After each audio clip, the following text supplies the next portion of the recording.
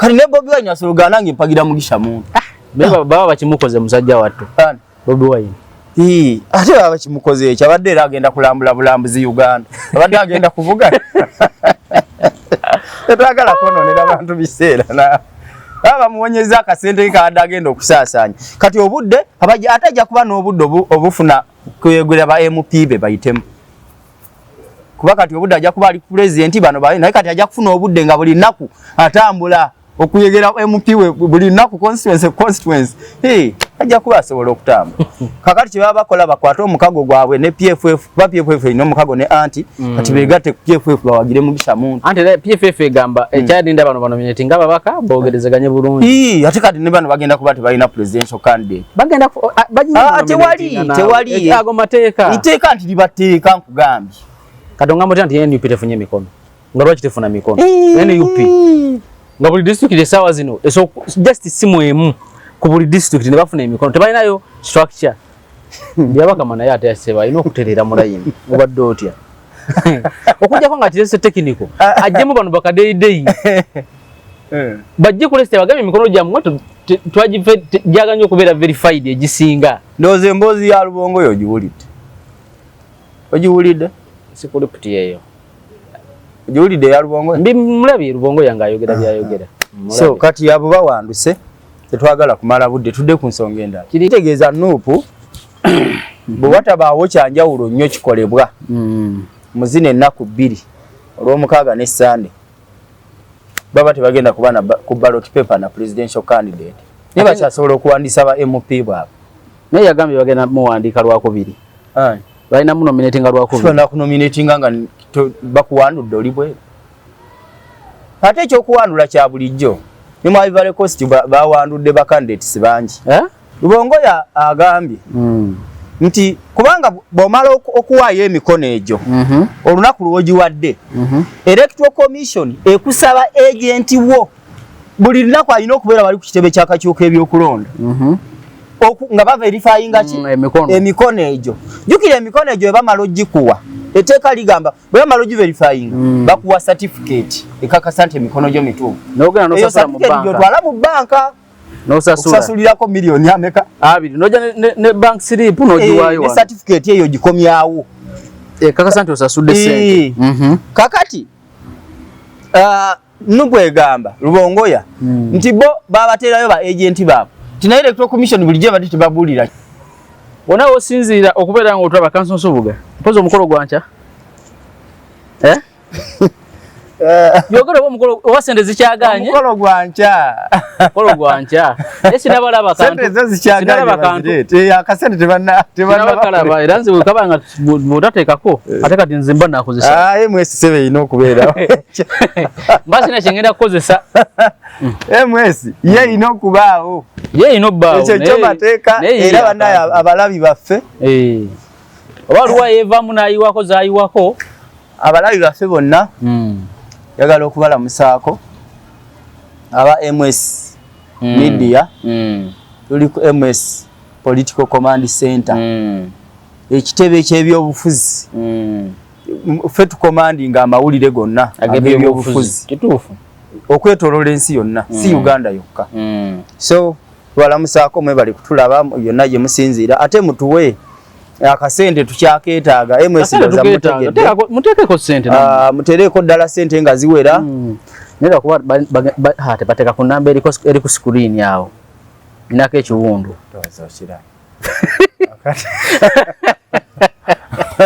bamale kukubira ninako ekinoowule oba ogenda kuteekako sooka okuba essimu oba weereza message ogambe nti sente nziteeke ku ki nziteeke ku namba ki nze nkuwe namba kubanga eriko sigamba nti eri registered mmanya ge eri registered naye bw'oteekako akakadde ndowooza asigazaako bw'oteekako akakadde nsobola osigazaako 3 ebbanja ng'olinadde naye nga ngenda lisasula nze bale manyi nti akakadde basalako nga 8 oba 10 nedda ssebo munana singa nakisasula dda kagaba 2 singa gasasulwa kabanja nga kangi kabanja kangi naye kagenda sasulwa kale mututeereko sente enamba eyo eri ku screen togiteekako ya MS jiwereze ku WhatsApp obaje ku message obakubako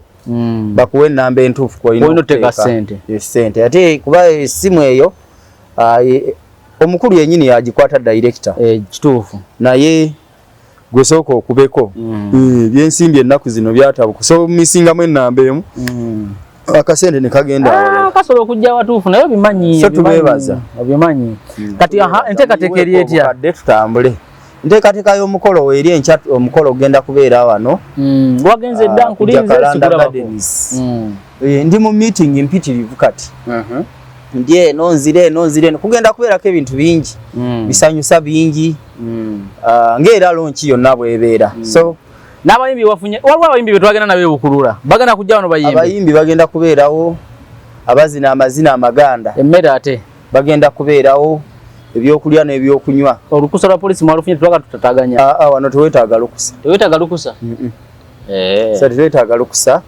abagenyi baffe bangi bakonfaminze okujja mpozi wagana okwogera omugenyi omukulu omugenyi omukulu yakonfaminze agenda kujja wano era bwe munaawulira nga obugombe banti obugombe bugenda kujja oba munabuwulira bamumanya omugenyi ayingidde so era ekiro kya leero kyemanyi SF Symposium egenda okuuma aba presidential candidate kakati bwe munagiraba ng'etandise okulawuna wano ate gamumanya nti omugenyi omukulu asobola okubeerawo omukulembeze w'eggwanga ati ngambye nti gwe mulinde omugenyi omukulu naye SFC esooka wera omanyi MS bwe beeyina weeraga esookawo ne bategereza embeera so omugenyi omukulu agenda kujja wano mujja kumulaba tuyise emikutu gy'amawulire gyonna gijja kubeerawo n'abantu ab'enjawulo okuva mu Buganda yonna bagenda kubeerawo njagala okwebaza abaganda bange mukulu Kizita ali awo e Cape Town South Africa badde ampa amawulire nti ababadde ba coordinator ba NUP bonna bayingidde Buganda First Cape Town Cape Town South Africa badde basolooza sente za NUP okwetoola South Africa yonna bayingidde Buganda First yaga nti anakamwanyi ke tubadde tugenda osindika ku kitebe tekagenda kutugasa kagenda mu Buganda First naye lero sagala kataka kangi sagala mukweteekateeka labenge enteekateeka zitambula sagala kataka kangi mutubaye twanjulira abantu omukolo engeri gye kugenda okubeeramu ndowooza kati namba esimu tekyetaagisa sente tuzeetaaga soma speed tugyetaaga sente byonna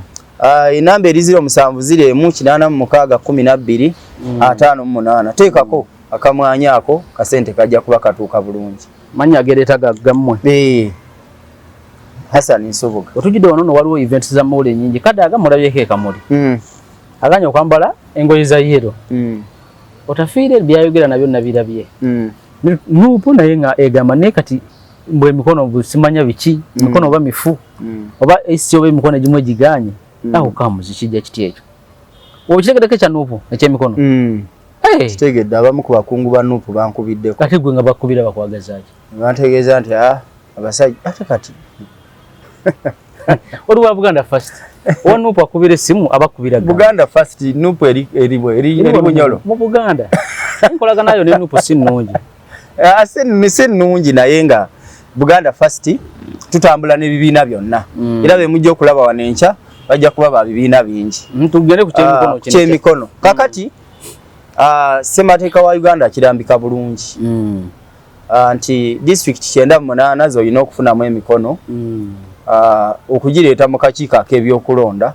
okukakasa ekyo tekiri mu Uganda wokka ne bwogenda mu America waliwo amasaza ag'essalira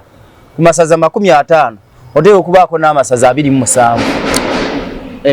emikono ate bo tebakoma ku mikono amasaza gonna ate 50 bw'omaliriza ate n'ogenda amasaza gonna 50 afazaali nga buli saza ofunayo $15,000 ng'abantu bazikuwadde buwi ne woba mugagga otya nga gwe Elon Musk olina ofuna abantu nga bakuwa ssente zaabwe wakuwadde 150 n'ofuba okulaba nti buli saza olifunamu $10,000 ekyo kiraga nti abantu bakwetaaga basobola n'okwata mu nsawo zaabwe so ne woba mugagga otya togaa nti ndaba nze ndi mugagga nja kwemalirira abantu nzibasonyi genda ozijjeyo abantu batege era ekyo kye kisinga okuwandula mu nnyo ababagala okuvuganya mu America tobola nti ebiina bibiri byekwata okubeera nga kumpi byevuganya DP ne Republican Party naye nga tukomyewo wano emikono egyo omalo ogitwala mu kakiiko k'ebyokulonda kuliko ennaku ez'essalira zoyina ezirina era olunaku olwaleero lwe lubadde lusembayo okuverifyinga emikono then bafulumye plan nga bwegenda okubeera era tulinda Electoral Commission okufulumya ekiwandiiko ekitongole ekitubuulira ani agenda sawa meka kubanga Electoral Commission egamba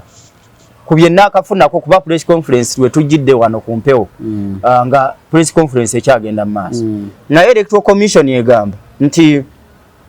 yakakakasako abantu basatu bokka ku bantu 30 abazzaayo empapula abazzaayo emikono gyabwe basatu bebakasakasibwa kuliko President Museveni kuliko Nandala Mafaabi ne Mugisha Muntu abasigadde tibannaba kafukasa mikono gyabwe naye bagamba nti bwe bunaakeerera enkya bajja kuba balaba waliyo abakakasizza oba tebannaba so bakyekenneenya emikono weekend eno yonna okutuuka ku Monday then ku Monday bafulumye program ani asookayo ku Lwokubiri ani addako ku Lwokusatu kuba balina ennaku bbiri ekirala ekibadde mu press conference nti abaka ba parliament tubadde tulina okwewandiisa kubajjukira nali nabawandiikira nti ngenda kwewandiisa nga 16 ogw'ekkumi kakati ekyo bakiseeseetudde abaka ba parliament bagenda kwewandiisa ng'ennaku z'omwezi 22 na 23 ogw'ekkumi so gwali eyo ng'oyagala abaka ba parliament NBS wano gundi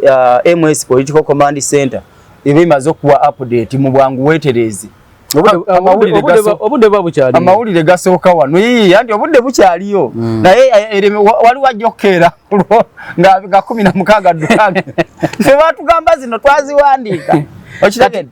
kakati nga president bagenda kutandika okunoonya akalulu ng'ennaku z'omwezi 29 omwezi guno campaign zaabwe tezitandika ziri official so kati awo ebirala MS ejja kuba ebikuwa mpola nga kati emikono gy'abano gigana kyo kitegedde kwejja no emikono gya NUP tegiweze wegimu anti mifu egimu tegiweze kiba kigeza tegiweze kubanga bw'oba waleeta emikono ne bakugamba nti emikono gyo tegiweze kitegeeza nti emikono egimu nga yabakama bwe yashinyonyola yagamba nti abamu baleeta emikono ng'omuntu omu asayiniza emirundi nga 2 tekikkirizibwa tekikkirizibwa kakati abalala ne bafojinga signatures ez'abantu signature yano bafuna endagamuntu yomanyi technology ennaku zino nti ono Matias Sekanjako ka signature kaliba kabakasikako ne bakatuuza wali wennyini kati ne batwala kakati jukira bayina kukubira essimu aba Electoral Commission oteekako n'ennamba y'essimu oteekako ennamba bintu biri mmani obwebityo si bya technology kakati Electoral Commission bwekubira Matias Sekanjako wasanyikingira ku kanso nsubuga nti nze n'okumumanya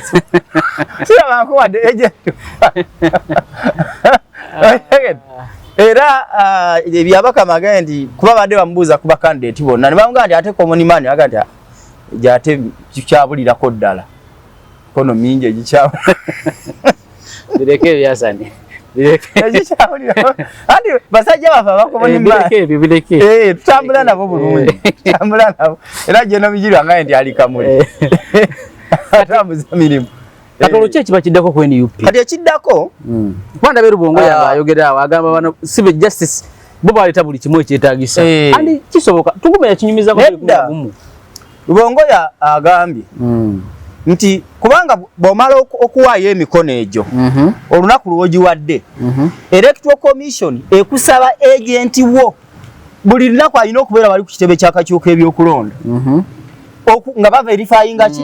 emikono egyo jukira emikono egyo bamala ogikuwa etteeka ligamba bwe bamala ogiverifyinga bakuwa certificate ekakasa nti emikono gyo mituufu eyo certificate gyotwala mu banka nosasulirako milioni ameka 2 noja ne bank slip nojiwayo ne certificate eyo gikomyawo kakasa nti osasudde sente kakati nubwe gamba Rubongoya nti bo babaterayo ba agent babo tina Electoral Commission bulijje badde tebabulira kituufu ekyo nze kyendowooza nti si kituufu olw'ensonga nti nkugambye obeera wali nga wolaba kalulu nti gwe polling agent wange kitegeeza buli ekikolebwa wali nina okubanga ng'okiyinamu omukono kakati ye Rubongo yagamba nti bali ba agenti baabwe babadde nga bagamba bulijjo Electoral Commission tuwe certificate emikono gyaffe nga Electoral Commission yamulinde gamba nti Electoral Commission emikono gye baawaayo mu ba Electoral Commission bagiweereza mu ba RDC ne bagiwa ba DISO ne ba GISO mbu bakubira abantu amasimu nga babatiisatiisa ebyo bya bufuzi tetusobola tokiyinaako bukakafu oli ayekyogabe ogedde Secretary General ate kati bukakafu abulina buleese kubanga osobola okuleetayo omuntu omunaga nti nze RDC wegindi yankobe oyo kitegeeza oli mu propaganda naye nga Electoral Commission yo buvunaanyizibwa bwayo okukubira abantu abo kyobola buli akuwa omukono ateako n'ennamba ye y'essimu era bwe bakukubira mati yange essimu yo teriiko gwe omukono bagusuula mu kasero guba mufu kati essimu eba yaweddeko omuliro anti omukono guba mufu nabo balimba kubanga ate banaverifyinga batya kubanga tebagala muntu ave omanyi nti osobola okugenda newemulugunya president oyo ne bamuwanduukulula ng'amaze n'okuwangula akalulu noga Samuel Mukono inoga ndize Samuel Mukono kitegeeza emikono gye yateekayo gyali tegiwera ekyo kisobola okugisaako president kuba president kibola babeeke n'ennyanya okukakasa gwe wamuwa ye gwe ddala yamuwa okakasa Electoral Commission wamuwa ddala kyanze nawaye Matiya Sekanja omukono era nze gundi mbeera ku kyalo bw'ekiti ndaga muntu yange yeno ne nini namba yeno kuba nini namba zigenderako kuli ezikakasa tiye gwe okitegeera so kakati nupu biri byeyogedde byaba RDC naki ebyo propaganda wa byabufuzi naye nze mbadde ndowooza nti nupu yeye nyini tekoze ekimala okwatagana ne Electoral Commission ku nsonga eno kowe mutegeera nti ensonga eno weeri totwalayo butwazi mikono n'osirika busirisi bw'otwalayo emikono agenti wabeere wali ate buli lunaku akuwe update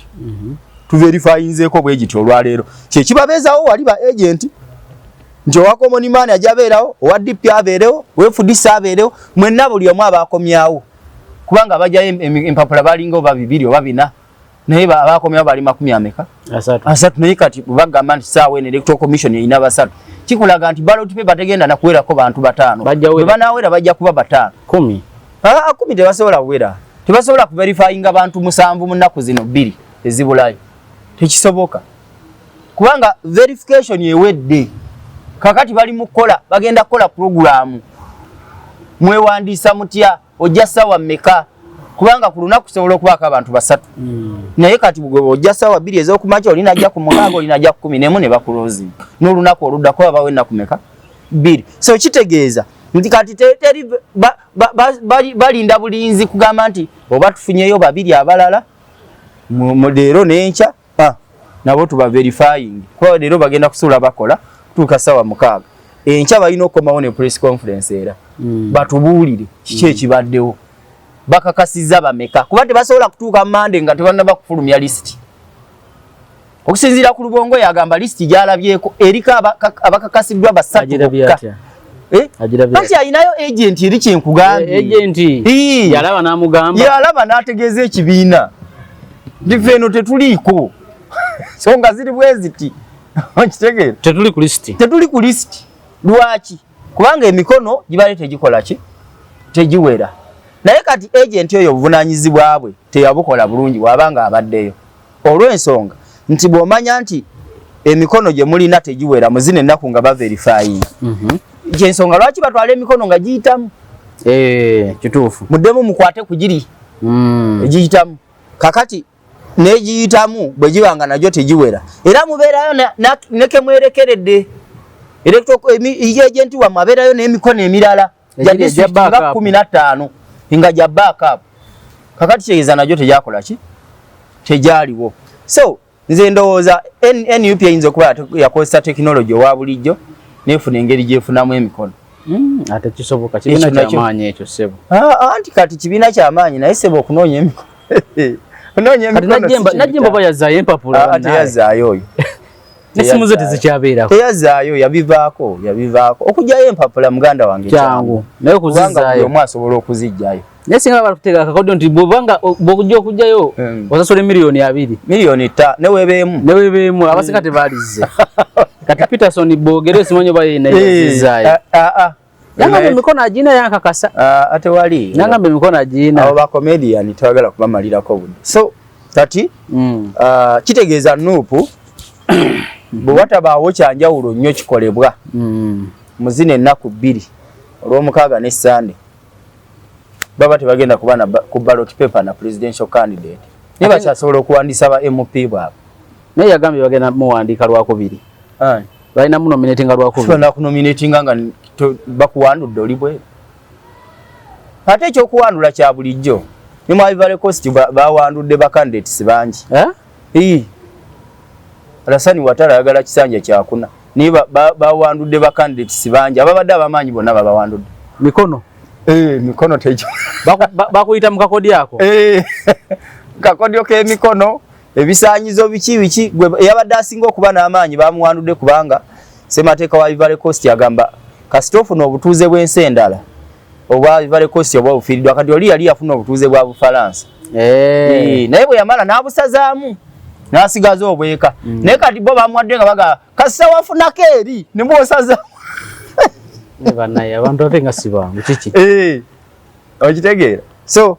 kati Nuupu yensonga y'emikono yeeyo yetulabyeko ate sobola tulabako bagenda banominate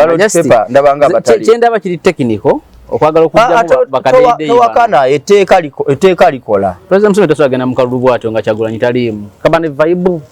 te vibe kimulina ba presidential candidate kasabira ku ballot paper bani bamugisha mu ate mu Ivory Coast waliya tewayisanga wa Ivory Coast Malawi walabi ba candidate babadde 17 ballot naye ababadde nakati banalangiya byabudde mu kalulu Malawi bwe kibeera nti akalulu Lazarus kyakwera myaka 7 yabadde avuganya ne Peter Mutharika myaka 85 so kati era be bali kumbiranye ate kubaka bali kumbiranye be babiri kati 17 ku ballot paper bonna babadde President Museveni alina okubeerako nali kumbiranye Kyagulanyi Nandala Mafabi ajja kuba Nandala Mafabi talina maanyi at least asole Nandala nkubulire Egambia Yaya Jame anti wuliriza kankuweyo katono Yaya Jame yakwata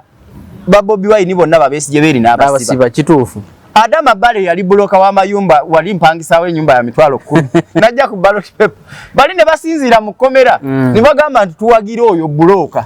teyamukuba yamukubera nadduka ndaba ate ne misango mingi yadduka kati ali mu kotoli ya jini naye misango gye bamuvunana miyitirivu nalaba ne report yawo nga bagisoma bwe yali mu bukulembeze alina omuwala simanya nalulungi bwe yayita ku kyemisana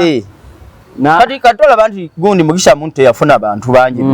naye kati Besigye agenda kusinzira mu komera agambe gwe mpagire era ojja kulaba nga obululu bwafunye si bwe buli bwe yafuna ku mulundi guno kati ne Bobi Wine asologa nange mpagira Mugisha Muntu baba bakimukoze musajja wattu Bobi Wine ate baba bakimukoze ekyo abadde era agenda kulambula bulambuzi Uganda abadde agenda kuvuga tetwagala kwononera abantu biseera baba muwonyeza akasente kaadde agenda okusaasanya kati obudde atajja kuba n'obudde obufuna kwegwera ba MP be bayitemu kuba kati obudde ajja kuba ali president bano bayi naye kati ajja kufuna obudde nga buli nnaku atambula okuyegera MP we buli nnaku constituency ajja kuba asobola okutambula kakati kye baba bakola bakwata omukago gwabwe ne PFF kuba PFF ino omukago ne anti kati beegatte ku PFF bawagire Mugisha Muntu anti PFF egamba ekyadinda bano banominate nga babaka bogerezeganye bulungi ate kati ne bano bagenda kuba tebalina presidential candidate bagenda tewali ago mateeka iteeka nti libateeka nkugambye katonga mutya nti NUP tefunye mikono nga lwaki tefuna mikono NUP nga buli district esawa zino just simu emu ku buli district ne bafuna emikono tebalinayo structure byabakama naye ate yaseba alina okutereera mu layini obadde otya okujjako nga kirese technical ajjemu bano bakadeyideyi bajje kulesite bagambe emikono gyammwe jaganya okubeera verified egisinga ndowooza emboozi ya Lubongo oyo ogiwulidde sikulipti eyo ogiwulidde ya Lubongo ndi mulabye Lubongo yange ayogera byayogera so kati abo bawanduse tetwagala kumala budde tudde ku nsonga endala kiringa wogamba manyi wali waddekaawo nga mwina mwasabe ku university abantu nga bataano kati banno banane babawa beba wali nagamba ne kati gwe wesimye gwe bagenda kufuna obudde bungi obudde ankubuuze Osman Sonko Sonko ebyo byanjawulo owe Senegal anti ngambi Osman Sonko ne Bobi Wine yani asinga amaanyi tibuli mwali bobateeka ku minza bonna manyi gega munsi ati wali manyi oli asobola okuwa olaba ne gwe yawangira nga tewali amumanyi naga nti mulonde Matiya kati ye president kati kikulaga amanyi g'omuntu kati ono talina manyi kati amanyi go yoga busabusa ate galiwa kwabaka 5:29 n'ofuna ka 5:7 oba oyina amanyi njagala tubeere eriyo nga twogera kati gali luddawo obusabusa manyi ga bobo guno omuyaga oguli wano mu Buganda gwe twagamba gwe twasaanyizaawo kati gali luddawo tewali manyi mulina amaanyi kinga muli mu kuwemula buwemuzi bantu nalabye fulufiga yagenze batugenze ku CPS ayinayo fayiro nga bina za kuwemula fayiro bakunganyiza reference nga tezigwayo walabye nga buli muntu yesomba nange lese yange aloba basirikale batuso kubuza ne gwono nyekina naye kasaba tegedde ndi presidential advisor balese fayiro budomu naleta reference ye kati simanyi oyo byanamere byakidde babanga obada abantu wesombola kusasira yaze nagamba wabafulu figure dala presidential advisor tulage kadi ngatajirina kusasira presidential advisor kitegeza ono maskaleda sasira ne namere ba senior presidential advisor namere ko kodo ebyo byakola ono nawudde mbo ateche yakoze nyombi tembo omugoba ku TV ate muno kyadde kikaba sisobola kubyogera ebigambo bye kuba byadde byesitaza nnyo naye ekyo kyayambye nti fewe twawandikira nyombi tembo ne tumugamba kola ki abantu bano betaaga okuwera abawemula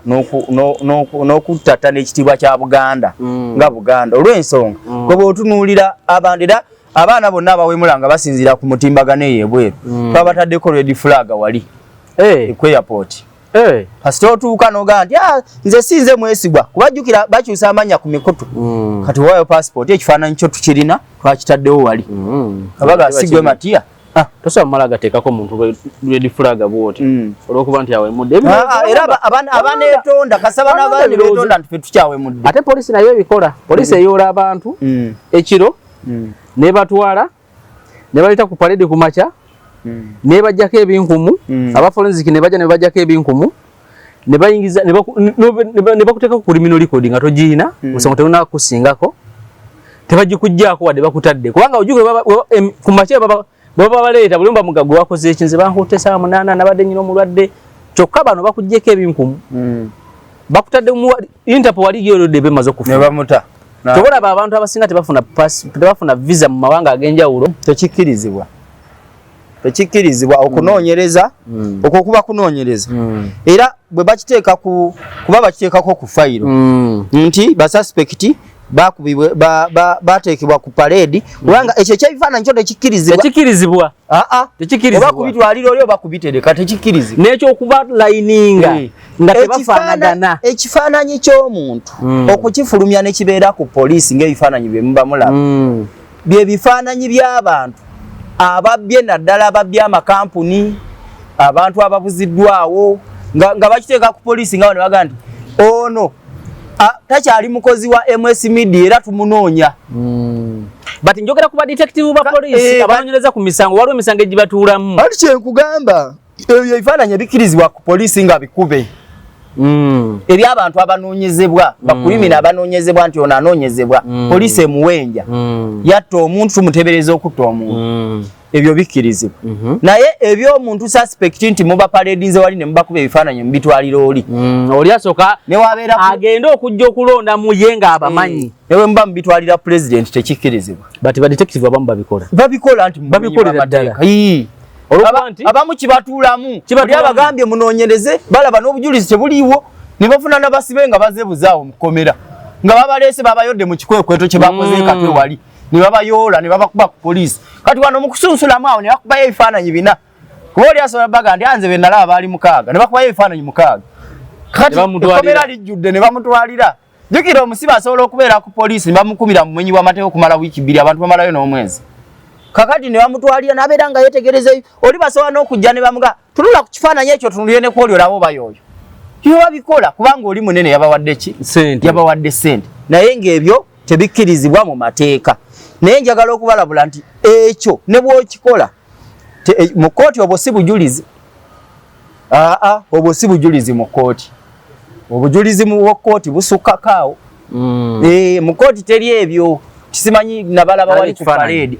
nalaba ebifaananyi ebyo biba bifu Otafiire byabagamba nti temukwata abantu nga tebalina misango musooke munoonyereze bantu kyotafiire byadayogerako bonna ne bannabyabufuzi kakati kubanga ebyo bitugusa ku pre-bargain obudde obusinga state esaba pre-bargain nga terina bujulizi ne senda omusibe mu Uganda kati ninyo ne senda omusibe gwe yakwata akkirize emisango bamusale ku kibonerezo bo nga bamaze buli kimu nga tebalaba bujulizi busola mu luma naye nga bati okumuta kulosanga bwe banaamuta asobola okugenda n'abalopo kumusibira obwereere kati Otafiire byabagamba Minister wa Internal Affairs naye abameka abalopo okubasibira obwereere gavumenti oba emisango kati olowooza gavumenti esaba ani asinga osaba pre-bargain si gavumenti naye because eyoola abantu nga terina interest mu kiki kyerinamu interest gwe badde okimanyi nti abantu abeyimirirwa mu kooti ku bantu 100 abawaayo sente za beyiro 2 be bagenda ne bakireyiminga nti muzituwe oli bamala omutaga bannange kemponyo tagdayo nakutegera nti obezo sente zirina okumuddizibwa era juzi nalaba lijeswa wa kooti ng'agamba bannange sente ziri wano buwumbi na buwumbi munone sente abantu tibanu zinona munone sente nalabagamba bamu bafa dda naye nga sente ziri eyo oli yazivaako mati yakwata milioni ze 10 ne bamweyimiri tamanyi na process mwayita kuzifuna abamu beyimirirwa nga tebalina balooya nga muntu we yazirese nagenda mu banka nasasula namweyimirira kati tudde wano mu kukwata abantu nga tewali polisi tenoonyereza ndowooza polisi munafu bwayo mu Uganda tugoberera common law common law ensi zonna ezafugibwako Bungereza zigoberera common law kati etteeka lyandibadde ligamba mu butuufu bwalyo nti sooka onoonyereze nga tonnakwata okitegeera naye waliwo okunoonyereza kati nga bino byolaba kankuwe ku kyokulabirako kino ekyabanuupu abaali ku parade nti olaba poliisi buli gwekwata enkeera emutwala mu kooti kitegeeza okunoonyereza kuba kwakola ki kuba kwaggwa fayiro baba bamaze oginoonyereza fayiro yaggwa ne bagitwala ne wa state state n'abagamba nti oyo we mumukwatirako kooti mumulabirako wayo poliisi ejaga omuntu ono tumulinako fayiro kyobola nti bwe bamukwata leero nga bamuteeka ku poliisi batuuka akola statement olumala ogikola bagigatta bugasiko eri fayiro ng'enkyagenda mu kooti kakati kitegeeza okunoonyereza kwa poliisi kuba waliwo poliisi byenoonyerezaako nga byangu kati ng'ebyo bya parade byali byangu kubanga already kamera zaaliwo nga abantu balaba nti ono Matiya ye yali ali wali akumba gulu sawa kakati oyo kiba kibanguyira simanyi oba Kayindo Otafiire byadayogerako bonna Kayindo Otafiire ekisooka n'omuntu gwe yabadde agamba ku nsonga eyo yabadde agamba omuntu omukyamu Besigye yadde agamba kiriwa kiwanuka ye Ssaabawolereza wa gavumenti si yatwala DPP akawaayiro 1019 mu ssemateeka wa Uganda ke kateekawo Anthony General Ssaabawolereza wa gavumenti ng'omulimu gwe ku defendinga gavumenti kweje emisango egigiwaabiddwa na kuwabula gavumenti mu byamateeka naddala mu agreement sendagano zekola n'amawanga amalala n'amakampuni amalala ne bainvestor abalala bangi gy'emirimu gya Anthony General kakati akawaayiro 1018 kali 1019 1018 kateekawo office ya DPP ezo office biri zetengeredde buli omu akola bibiri office ya DPP omulimu gwe guno bebanaba police enoonyereza nereeta fayiro beba sanctioninga yasalawo agenda mu kooti n'atagenda DPP era wewulira nga bagamba omuntu tya omusango omuwabi wa gavumenti yagugyemu enta oyo bamutambuti kitegeeza omusango teguliwo DPP yagenze okulanga obujulizi bwa mungu oba tebuwera mbamba bamaze n'obatwala mu kooti naye oluusi fayiro bagenda okugyekebejja obulungi batebigatta baga nti omuwabi wa gavumenti guno omusango yagugyemu enta so ebigambo bya Kayindo Otafiire byabadde bigenda wa DPP so siwa Anthony General era kiri wakiwanuka yakyogedde bulungi mu statement ye naga nti bannange zibyo tebinkwatako sikwata bantu ate sibavunaana okitegedde poliisi yekwata gundi DPP n'avunaana DPP abeera mu kooti okuvunaana okulaba nti obujulize bwakolebwa kubanga lwaki DPP abeera mu kooti omuwabi wa gavumenti okwongera okukakasa nti kye yasinziirako okuleeta omuntu ono mu kooti kyali kituufu obujulizi yabulabanga weebuli naye ebiseera ebisinga tugenze okulaba nga abantu babatwala mu kooti ate obujulizi era ne bubulwamu ebituli ne bubula oluusi bulira poliisi ebizibiti ne babibba walaba juzi omusirikale wa poliisi eyabba obukadde simanyi bwali 25 bw'ebizibiti balina abakusipya nga kye kizibiti kati ebizibiti by'abagundi babibbi kakati oyo mu kooti munaamulumiriza naki kitegeera kubanga poliisi bw'ejja okunoonyereza ew'amatiya nga waliyo omusango oguziza erina ebintu byetwala okunoonyerezaako era ebikuumanga bizibiti naye basimu ye esobola ogitwala naye simu eno tugende tugyekebejje laptop n'egitwala laptop n'egitwala n'ebyekebejja n'eraba biriko kubanga esobola okuba nga abatemu abazzeewuwo babikwatiridde nga kuliko ebinkumu yakutte essimu n'agamba nti yo Samsung tetulina gye tugitwala tubadde tunoonya iPhone naye ng'ate essimu esobola okuyamba poliisi okumukwata kwasigaddeko ebinkumu kwasigaddeko ebinkumu bw'emala okunoonyereza n'ejjako fingerprints ebintu byonna ebikuddisa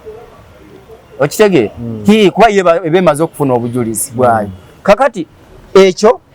Kayindo tafiire ekisooka yadde akigamba omuntu omukyamu infact nalabye ne Lukwago nga naye akimugamba kiri wakiwano kigwesa abawoleza wa gavumenti naye Besigye bamukidnapping bamukwatira Kenya ndowooza sabawoleza wa gavumenti alina okulambika gavumenti mu nkola gyekolamu via amateeka nga eyita mu mateeka terina kukola kifula kati poliisi tekolegana na sabawoleza wa gavumenti poliisi ekolegana na sabawabi wa gavumenti abantu babiri banjawulo office nkugambye zonna zetengeredde article 119 ne 118 kati DPP article ezo zanjawulo bano ba state bava mu office ya DPP bonna bava mu office ya DPP babiri vumbuka bani bonna bava mu office ya DPP bano omugezi gye wanikagezi abonna sabawoleza wa gavumenti binawe bimukwatirako ebyo yajja ku musango mwawabidde gavumenti waliwo eyawabidde gavumenti kati gwe Matiyo ogenze n'ogamba nti mpabira gavumenti omukutu gwange yagujje ku mpewo kubanga aloba owabira sabawoleza wa gavumenti kwe kuwabira gavumenti okitegeera kati ate bano ba DPP tebabeerayo ebyo tebibakwatako okirwa watu kate abo bannamateeka baleeta bava mu ofiisi ye ne bajja bawolereze gavumenti abajja misango gino egiri ku imino biki ebyo byabufuzi abo bava mu ofiisi yaki yasaba wabi wa gavumenti sezo office bbiri za njawulo zina n'emirimu gya njawulo singa wangambye tugenda okwogerako nadde nja kujja ne Ssemateeka nkulaga obuwaayiro obwo bombi era olabe emirimu bonna gye bakola ki gye bakola tujja kwongera okukirambulula tukyogere so besides that otafiire era wadde ayinza obbanga office yayogeredde mu kifo ekikyamu nga ne gwayo agamba muntu yes kisoboka kuba kiri bwe kityo but ayina point yagigambye muntu mukyamu ey'okuyoola abantu awatali bujulizi bani be bayodde nga tebalina deyamene twayogera wano kaweerinze naawe bakuteekako musango guno olwokuba batwala ttaka lyo twali wano naawe agamba babyabufuzi bonna abakwatibwa babanga yabadde agamba abantu bonna awo yabadde alina ensonga nkulu kubanga abantu bangi bakwatibwa babateekako ebisango badetective babateekako ebisango twaita tutya wano eno balina baba detective bandi era nabo badetective batugobererako nabo badetective abo ba IO abo ne bazanya ebintu ebitategerekeka olwokuba nti baagala okujjayo omusango amangu bakubye abasibe ebifaananyi batwalidde ate bano bo bali banguzi babbaluwa kimanyi batwalidde alopaze agambye onasani namulabira ddala yeyantema olaba kumbe onasani tukugula na ku nsonga za ttaka oli ayagala annumirize bansibe kati jjukira emisango egimu ng'egyo jiba ku ddaala lya waggulu nga giwulirwa kooti nkulu era kimanyi bw'anaakutuuka mu kooti ezino eza wansi kuweereza mu kooti enkulu nga bakuba kiri kisamale kye nakugamba ng'oli bagambye ng'oli atandika kusitula akeediye ogenda okuvaayo oba myaka 3 tomanyi ovaayo kubanga pulezidenti takyalira komera Ssemateeka wa Uganda agamba ti pulezidenti kasita n'atuuka ku geeti ya komera bweti nga luzira natuka ku gate balina okuligula buli musiba alimu n'afuluma ne lisigala nga lyerera tobola president takyalira bali ligula lyonna buli musiba alimu n'afuluma